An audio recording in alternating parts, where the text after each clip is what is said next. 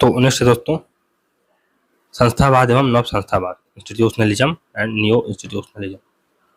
तो संस्थान क्या होते हैं, इंस्टीट्यूशन क्या होता है? संस्थान एक औपचारिक भूमिका और स्थिति के साथ एक सुव्यवस्थित निकाय, एस्टेब्लिश्ड बॉडी होती है। तो संस्थान एक औपचारिक भूमिका, इसकी एक फॉर्मल भूमिका होती है। फॉर एग्जांपल अगर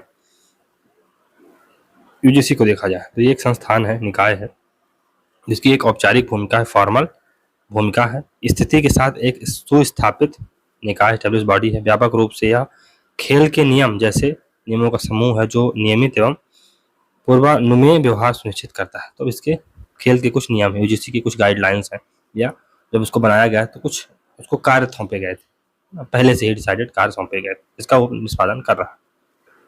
तो यूं तो प्लेटो के समय से ही संस्थानों का अध्ययन शुरू हो गया था, जब उन्होंने आदर्श राज एवं दार्शनिक राजा जैसी संस्थाओं की चर्चा की थी। अरस्तू ने भी तुलनात्मक राजनीति की नींव रखते हुए 158 राज्यों की संस्थाओं का अवलोकन किया।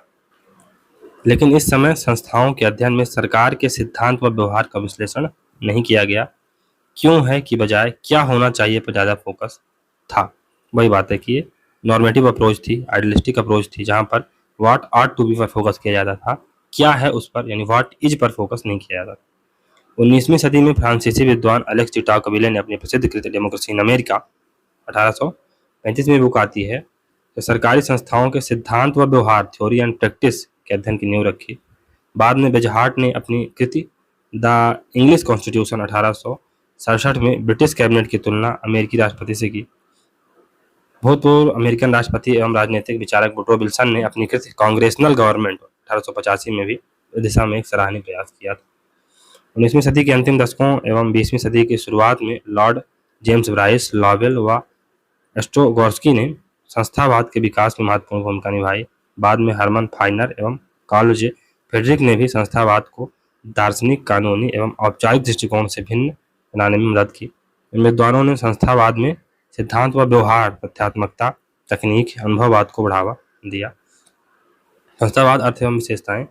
संस्था का तात्पर्य है औपचारिक रूप से निर्मित नियमों, कानूनों, अंतःक्रियाओं का एक समूह जो व्यवहार को नियमित एवं सुनिश्चित करता है। संस्था, इंस्टीट्यूट एवं संगठन, ऑर्गेनाइजेशन समानार्थी शब्द नहीं है, यानी सिनोनिमस नहीं है।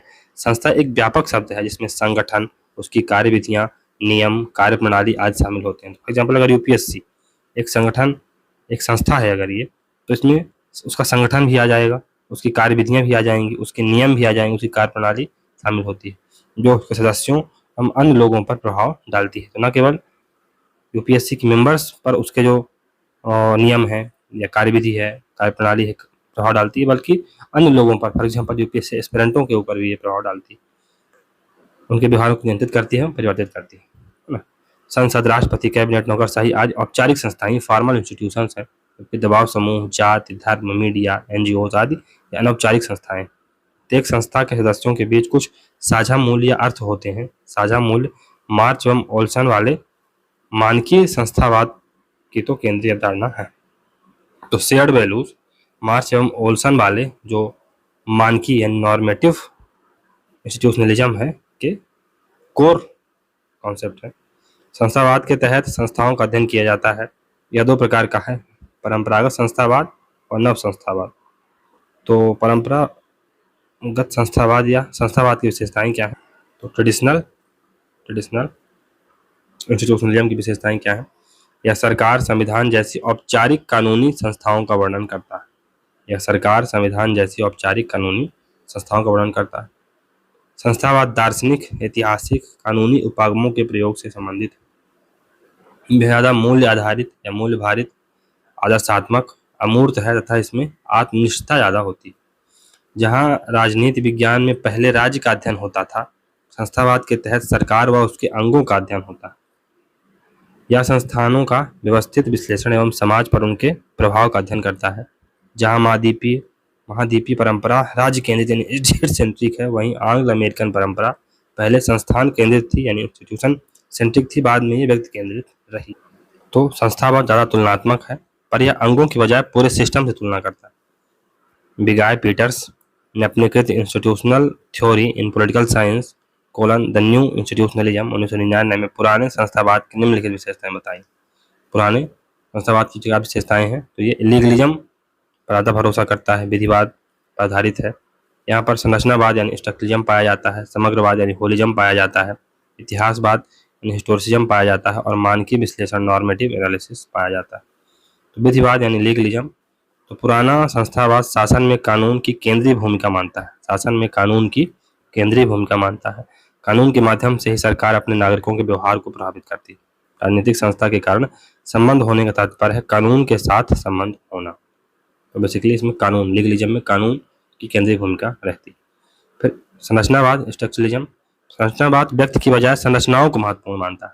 ये व्यक्ति नहीं है जो संरचनाओं की कार्यविधि या व्यवहार को निर्धारित करते हैं, बल्कि संरचनाएं हैं जो व्यक्तियों के व्यवहार को निश्चित करती हैं। संरचनावाद अधिष्ठात्मक, संस्थात्मक, एकात्मक, संघात्मक, लोकतांत्रिक, तानाशाही जैसी संरचनाओं पर ध्यान देता है।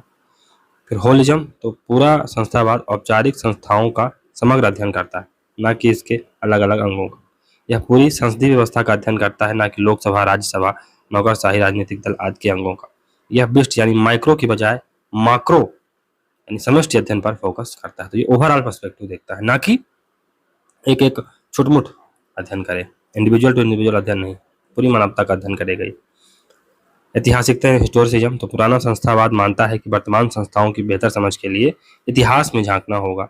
अगर ब्रिटेन की लॉर्ड सभा को समझना है तो ब्रिटेन के इतिहास में व्याप्त कुलीन तंत्री समाज एवं सामंतवादी परंपराओं को समझना होगा। समाज भी तो संस्थाओं को प्रभावित करता है।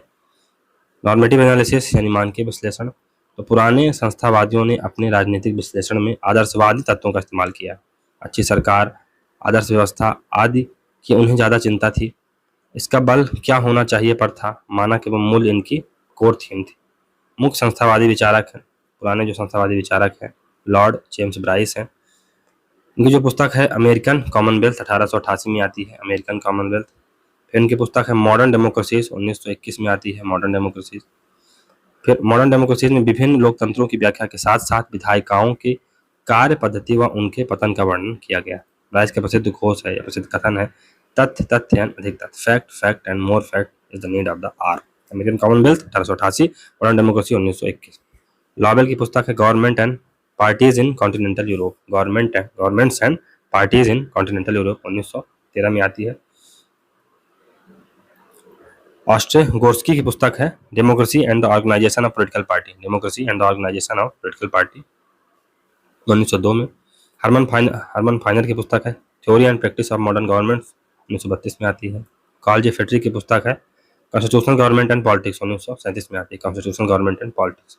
सार्टोरी, डुवर्जर, जोहान पी ओल्सन और डायसी, ये सब ट्रेडिशनल इंस्टीट्यूशनलिस्ट हैं या पुराने संस्थावादी हैं। संस्थावाद की आलोचना भी की गई। तो 1950 के दशक में व्यवहारवादियों, विशेषकर डेविड स्टन व राय मैक्रेडिस में औपचारिकता, तथ्यात्मकता, ऐतिहासिकता आदि को लेकर संस्थावाद की कटु आलोचना की। तो डेविड स्टन ने जेम्स ब्राइस के दृष्टिकोण की यह कहकर आलोचना की कि इसमें अतथ्यवाद यानी हाइपर फैक्चुअलिज्म।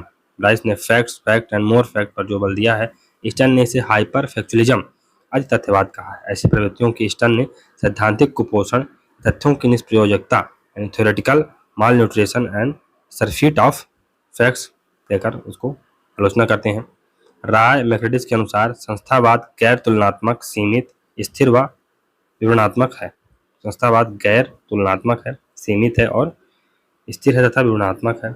यह अनुमानों पर आधारित है, यह आदेशात्मक एवं मानकीय है, यह मानवीय व्यवहार को महत्वपूर्ण नहीं मानता है, यह औपचारिक एवं वर्णनात्मक, कानूनी एवं संकुचित है, यह ऐतिहासिक है, यह जाति केंद्रित है, अर्थात पश्चिमी यूरोपीय लोकतंत्र व अमेरिका का ही अध्ययन करता है, दूसरी एवं तीसरी दुनिया का अध्ययन नहीं करता है। बेसिकली यूरोसेंट्रिसिज्म या जो यूरोप की संस्कृति है उसको श्रेष्ठ मान के चीज़ों का अध्ययन करता है। यूरोसेंट्रिसिज्म का ये एक प्रकार से यूरोप की संस्कृति को ही ये एक प्रकार से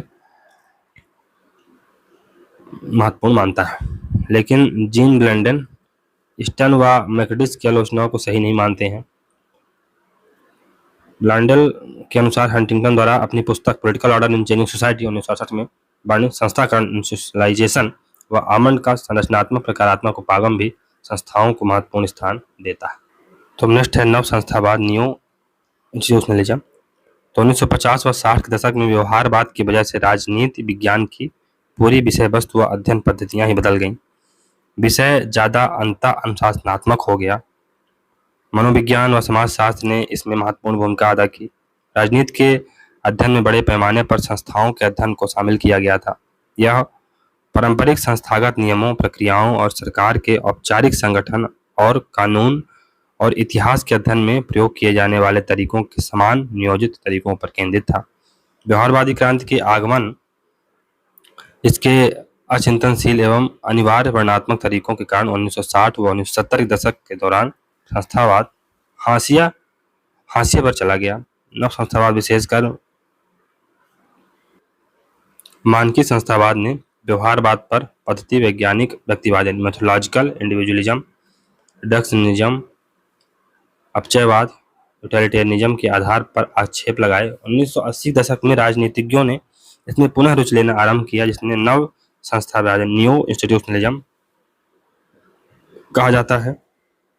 व्यवहारवाद के साथ साथ अर्थशास्त्र में एक नए उपागम तर्कसंगत चयन रैशनल चॉइस उपागम का विकास हुआ, जिसने राजनीति विज्ञान की विषय वस्तु को भी प्रभावित किया। व्यवहारवाद व तर्कसंगत चयन उपागम ने कुछ नवीन प्रवृत्तियों का विकास किया जो संस्थावाद से अलग थीं। ये नवीन प्रवृत्तियां इस प्रकार हैं। नवीन प्रवृत्तियां कौन कौन सी हैं? मानकीयता का विरोध यानी एंटी नॉर्मेटिव बायस। विज्ञान पर बल देने के कारण ये मानकीयता एवं आदर्शवादिता का विरोध करते हैं, मानकीयता का विरोध करते हैं।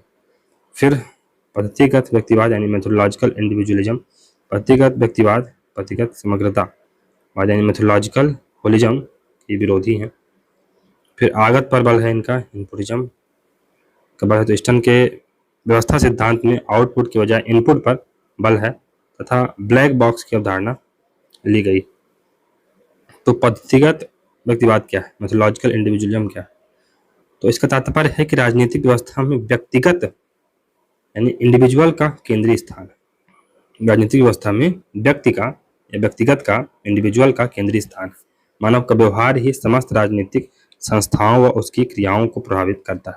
तो हम जैसे देखते हैं, जैसे व्यक्ति का बिहेवियर कैसा, किसी संस्थान का बिहेवियर मतलब व्यक्ति का जो बिहेवियर है वही किसी जो राजनीतिक संस्था है या उसकी क्रियाओं को प्रभावित करता है। तो फॉर एग्जाम्पल मनमोहन सिंह का जो व्यक्तित्व था वो प्रधानमंत्री के पद को एक प्रकार से हाशिए पर डालने का काम 2004 से 2014 तक किया गया। मतलब प्रधानमंत्री का जो पद था उतना ज़्यादा लुक्रेटिव नहीं रह गया था। बेसिकली कांग्रेस के जो आईएनसी लीडर हैं उस समय की सोनिया गांधी, उनका बात ज़्यादा मानी जाती थी और वही सभी चीज़ों को डील करती थी। एक प्रकार से वही प्रधानमंत्री ही थी अवास्तविक तौर पर, वास्तविक तो मनमोहन सिंह जी थे।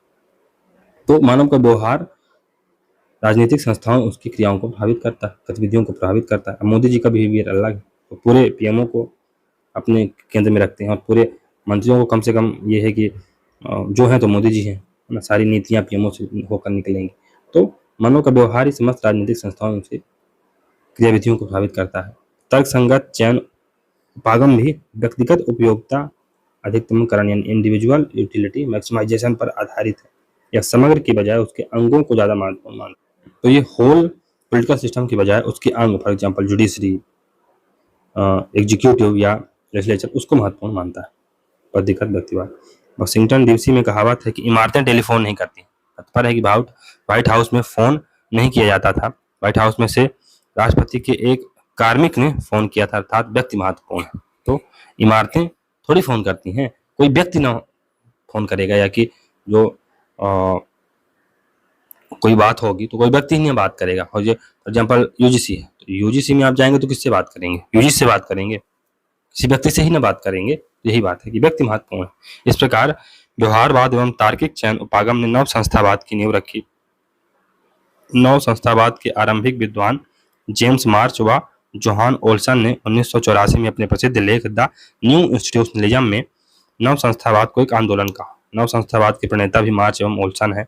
जहां व्यवहारवाद मानव व्यवहार पर बल देता है, वहीं नव संस्थावाद मानव के अनौपचारिक व्यवहार एवं प्रक्रिया का अध्ययन करता है। तो जो इनफॉर्मल टॉक्स होती है, इनफॉर्मल बिहेवियर होता है किसी मनुष्य का, उस पर ये बल देता है। राजनीतिक संस्थान अब राजनीतिक संगठनों के बराबर नहीं है। उन्हें चीजों का रूप नहीं, नियमों समूह माना जाता है। तो नियमों का समूह माना जाता है। तो उन्हें चीजों का रूप नहीं, नियमों समूह नियमों का समूह माना जाता है जो व्यक्तिगत अभिनेताओं के व्यवहार को निर्देशित या बाधित करते हैं। फिर रोड्स ने कहा है कि भविष्य संस्थावादी उपागम का है, जो भविष्य है वो किसका है, इंस्टीट्यूशनलिस्ट अप्रोच का है। वहीं गुडिन एवं किंग मान ने नव संस्थावाद को next revolution of political science कहा। फिर क्लाउस वान बेम के अनुसार नव संस्थावाद ने व्यवहारवाद एवं तार्किक चयन क्रांति को प्रतिस्थापित नहीं किया, बल्कि उसमें सैद्धांतिक व पद्धतिगत सुधार कर उन्हें और असंयोक्तिपूर्ण यानी ज़्यादा अच्छा बना दिया। हम संस्थावाद एवं नव संस्थावाद में क्या अंतर है उसको देखते हैं। संस्थावाद ये औपचारिक संस्थाओं पर बल देता है, तो ये औपचारिक संस्थाएं जैसे कि लेजिस्लेचर है या जुडिशरी है या एग्जीक्यूटिव है उस पर बल देता है। ये अनौपचारिक संस्थाओं पर बल देता है, तो ये नीति आयोग या कि जो इनफॉर्मल संस्थाएं हैं, सामाजिक आर्थिक धार्मिक संस्थाएं हैं, उन पर बल देगा। ये पद्धतिगत समग्रवाद का मतलब द्योतक है, इन द सेंस कि ये मेथोलॉजिकल होलिज्म की बात करता है कि पूरा का पूरा जो सिस्टम है वो महत्वपूर्ण है, कोई एक व्यक्ति महत्वपूर्ण नहीं है। ये व्यक्तिगत व्यक्तिवाद का ये समर्थक है, यानी कि जो इंस्टीट्यूशन है वो इम्पोर्टेंट नहीं है। एज आ राष्ट्रपति भवन वो इम्पोर्टेंट नहीं है, वहाँ पर जो कोई व्यक्ति बैठा हुआ है वो इम्पोर्टेंट है। राष्ट्रपति इम्पोर्टेंट है, या फॉर एग्जाम्पल पीएमओ से किसी को फोन गया या पीएमओ या आपको जाना है कोई शिकायत लेके, तो आप पीएमओ के पास थोड़ी जाओगे। पीएमओ क्या है, एक चार दीवारी ही तो है, उस पर बैठा कोई व्यक्ति ही महत्वपूर्ण होता है। तो ये व्यक्ति के महत्वपूर्ण को ज़्यादा मानते हैं, जबकि ये पूरे होल सिस्टम के महत्व को ज़्यादा महत्वपूर्ण मानते हैं कि जो यूजीसी है एज अ ऑर्गेनाइजेशन महत्वपूर्ण है, उसका अध्ययन हमें करना चाहिए, जबकि ये उसमें बैठे व्यक्ति का अध्ययन करता है। कौन, नव संस्थावाद। यथास्थिति बात पर इसका बल है और ये कथ्यात्मक है, डायनेमिक, चेंज ओरिएंटेड है, मूल्य भारित है, ये वैल्यू लेडन है, जबकि ये मूल्य मुक्त है, इसमें कोई मूल्य की अवधारणा नहीं दी गई है। फिर नव संस्थावाद के विभिन्न प्रकार हैं। पहला है मानकीय संस्थावाद या नॉर्मेटिव इंस्टीट्यूशनलिज्म, ये मार्च एवं ओल्सन का है। रैशनल चॉइस इंस्टीट्यूशनलिज्म, ये डगलस नॉर्थ, लेबी एवं ऑस्ट्रम का है। आनुभाविक संस्थावाद यानी एम्पिरिकल इंस्टीट्यूशनलिज्म, ये बीबर एवं राकमैन का है। फिर सोशियोलॉजिकल इंस्टीट्यूशनलिज्म, ये मार्च एवं ओल्सन एवं फिलिप सेजनिक का है। तो मार्च एवं ओल्सन का मानकीय संस्थावाद भी है, नॉर्मेटिव इंस्टीट्यूशनलिज्म भी है और सोशियोलॉजिकल इंस्टीट्यूशनलिज्म भी है। अंतर्राष्ट्रीय संस्थावाद यानी इंटरनेशनल इंस्टीट्यूशनलिज्म, ये क्रेसनर और रिचबर्गर का है। क्रेसनर और रिचबर्गर का है। तो अब हम लोग मानकीय संस्थावाद नॉर्मेटिव इंस्टीट्यूशनलिज्म को अच्छे से पढ़ेंगे। तो इसमें हमने देखा था कि मार्च एवं ओल्सन महत्वपूर्ण थिंकर हैं। तो यह नव संस्थावाद का प्रथम उपागम है, फर्स्ट अप्रोच है ये नॉर्मेटिव इंस्टीट्यूशनलिज्म।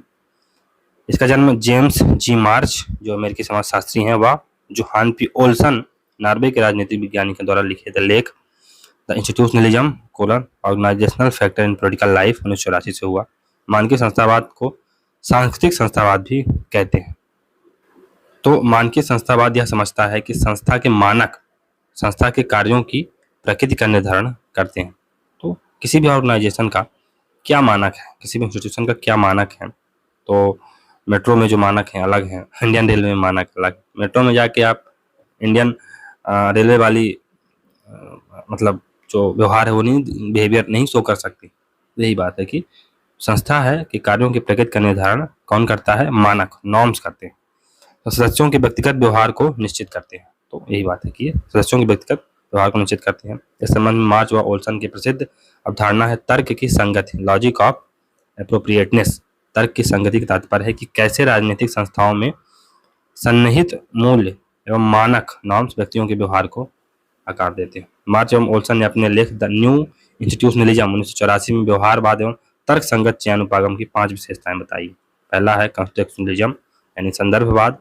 किसी राजनीतिक घटना को समझने के लिए उसकी आर्थिक, सामाजिक, वर्गीय स्थिति आदि व्यापक संदर्भों को ही समझा जा सकता है। तो किसी अगर राजनीतिक घटना को समझना है, पहले हम उसके आर्थिक, सामाजिक, वर्गीय स्थिति आदि के माध्यम से उसके व्यापक संदर्भों को समझ सकते हैं। तो आप कॉन्टेक्स्ट में जाइए किसी भी घटना के। न्यूनवादी रिडक्शनिज्म, तो व्यवहारवाद व तार्किक चयन उपागम सामूहिक व्यवहार को घटाकर या न्यून कर व्यक्तिगत व्यवहार पर बल देता है। तो ये जो न्यूनवादी दृष्टिकोण है, व्यवहारवाद एवं तार्किक चयन उपागम सामूहिक व्यवहार को घटाकर न्यून कर व्यक्तिगत व्यवहार पर बल देता है। ये व्यक्ति संस्थाओं के मानक, नियमों व मूल्यों को से प्रभावित होते हैं। तो ये व्यक्ति संस्थाओं के मानक, मूल्यों, नियमों से प्रभावित होते हैं। फिर उपयोगितावाद यूटिलिटेरियनिज्म, व्यवहार की बजाय तार्किक चयन उपागम उपयोगितावाद के ज़्यादा करीब है। उपयोगितावाद व्यक्तिगत सुखों पर बल देता है। उसी प्रकार तार्किक चयन उपागम भी मानता है कि लोग अपने व्यक्तिगत हितों यानी पर्सनल सेल्फ इंटरेस्ट को अधिकतम मैक्सिमाइज करना चाहते हैं। कार्यात्मकवाद यानी फंक्शनलिज्म, तो मार्च एवं ओल्सन का मानना है कि इतिहास नव संस्थावादियों के लिए महत्वपूर्ण है, लेकिन कार्यात्मकवाद इसे नहीं मानता।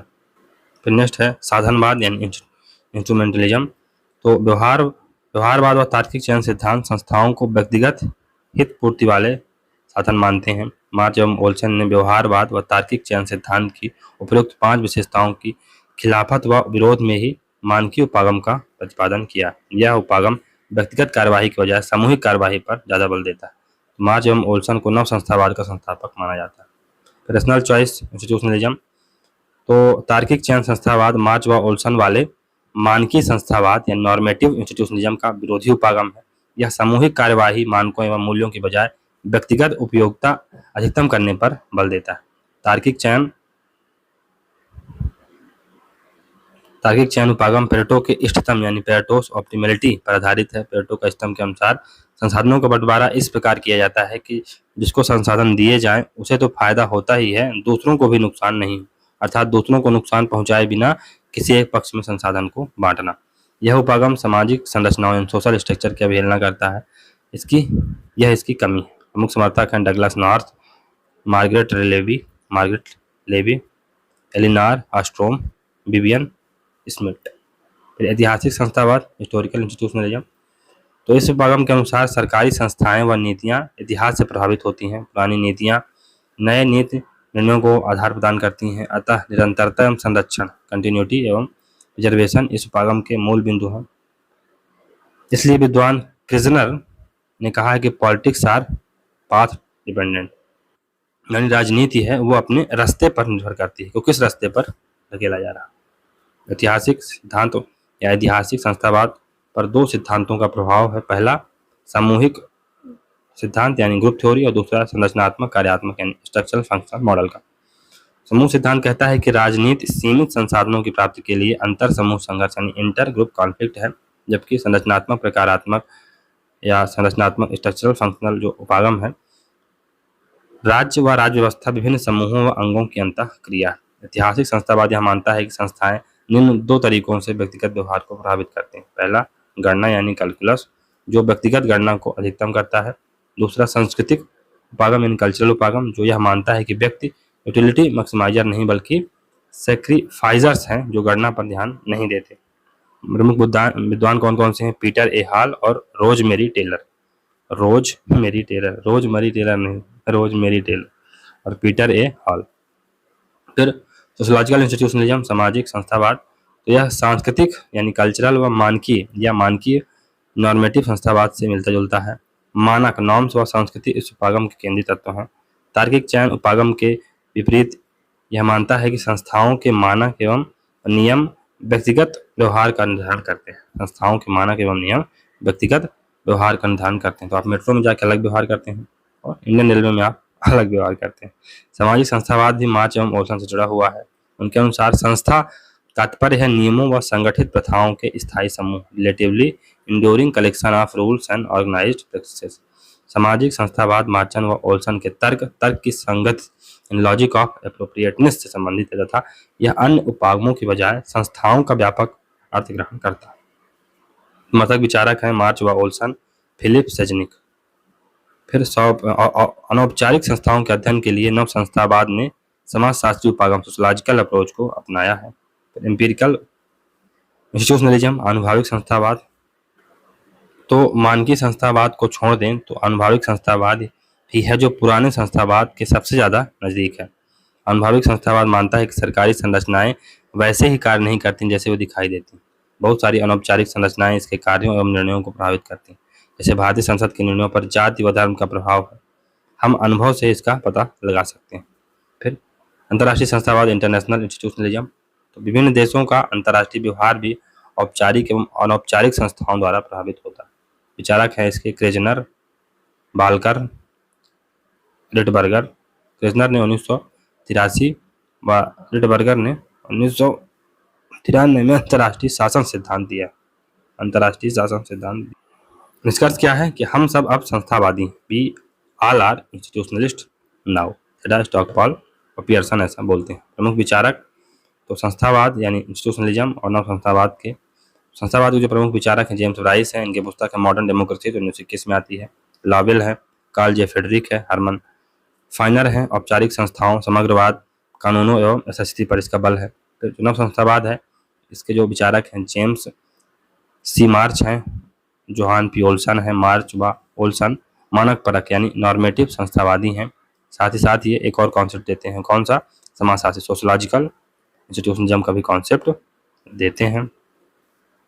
तो इसको भी आप याद रखिएगा कि जो सोशलॉजिकल इंस्टीट्यूशनलिज्म है और नॉर्मेटिव इंस्टीट्यूशनलिज्म है दोनों ही मार्च एवं ओल्सन से रिलेटेड है।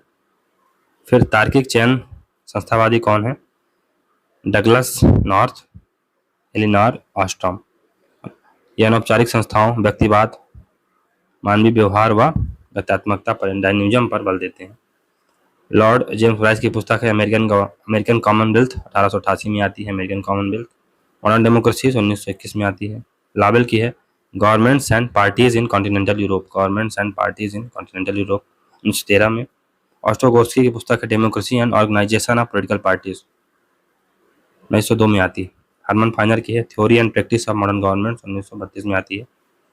और मार्च एम ओल्सन की पुस्तक है द न्यू इंस्टीट्यूशनलिज्म 1984 में। ये बेसिकली लेख था, पुस्तक नहीं। चलिए दोस्तों, यहाँ से हमारा इंस्टीट्यूशनलिज्म एवं न्यू इंस्टीट्यूशनलिज्म का चैप्टर समाप्त होता है। तो अगर आपको वीडियो चलिए अच्छी लग रही है तो वीडियो को लाइक करें, चैनल को सब्सक्राइब करें और ज़्यादा से ज़्यादा शेयर करने का प्रयास करें। चलिए मिलते हैं अगले वीडियो में, तब तक के लिए goodbye, thank you very much for discussion.